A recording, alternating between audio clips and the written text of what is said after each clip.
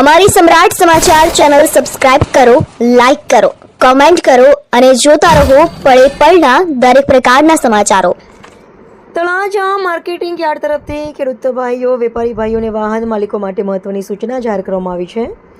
આગામી તારીખ 29 જુલાઈ 2026 બુધવારના રોજ ગુરુ પૂર્ણિમાના પવિત્ર તહેવાર નિમિત્તે તળાજા માર્કેટિંગ યાર્ડમાં તમામ જણસીની હરાજીનું કામકાજ સંપૂર્ણપણે બંધ રહેશે.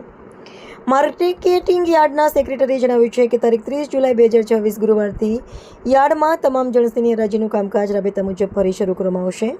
આથી તમામ ખેડૂત ભાઈઓ, વેપારીઓ તથા વાહન માલિકોને પોતાના માલની આવક જાવક અને અન્ય આયોજન આ સૂચના મુજબ કરવામાં અપીલ કરવામાં આવી છે.